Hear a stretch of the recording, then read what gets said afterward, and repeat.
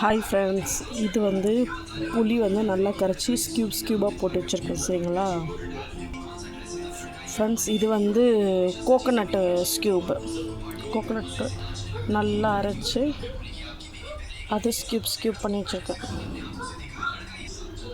இது வந்து lemon டீக்காக lemon குட்டி குட்டியாக ஸ்கியூப் பண்ணி வச்சுருக்கேன். லெமன் இது ஓகேங்களா. இது பச்சை பட்டாணி வந்து ஃப்ரீசரில் போட்டு வச்சுருக்கேன், புதுசு ஃப்ரெஷ்னஸ். இது கோகோனட் வந்து பீஸ் பண்ணி வச்சுருக்குது, தேவையான போது அதுமாரி கிரைண்ட் பண்ணி வச்சுப்பேன். இதெல்லாம் லெமன் ஸ்கியூப்ஸு.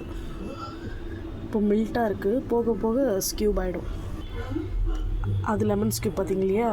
இது வந்து புளி வந்து ஸ்கியூப் பண்ணி வச்சுருக்கேன்.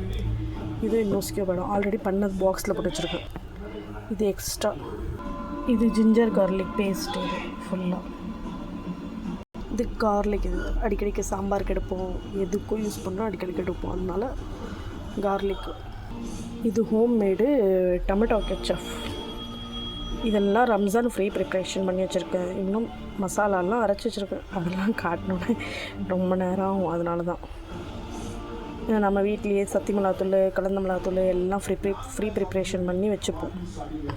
கரம் மசாலா, ஹோல் கரம் மசாலா எல்லாமே. இந்த டொமேட்டோ கெச்சப் ஆனோடனே திரும்ப வந்து பேஸ்ட் பண்ணி வச்சுப்பேன் டொமேட்டோ கெச்சப். இதுக்கப்புறம் மைனஸ் ரெடி பண்ணோம். இது வந்து க்ரீன் சில்லி, இது வந்து புதினா, இது வந்து கொத்தமல்லி உள்ள ஃபுல்லாக இருக்கும். தெரியுதா. இது தோசை மாவு இப்போதைக்கு கொஞ்சம் தான் இருக்குது. இப்போ அரைக்கிறதுக்காக ரெடி பண்ணி வச்சுருக்கேன். ஈவினிங்கு ஃபில்லப் பண்ணிவிடுவோம் பாக்ஸை. அஸ்ஸலாமு அலைக்கும் வரஹ்மத்துல்லாஹி வபரகாத்துஹு. ஃப்ரெண்ட்ஸ் எல்லோரும் லைக் பண்ணுங்கள், ஷேர் பண்ணுங்கள், கமெண்ட் பண்ணுங்கள், சப்ஸ்கிரைப் பண்ணுங்கள். தேங்க்யூ வாட்சிங் ஃபார் மை வீடியோ.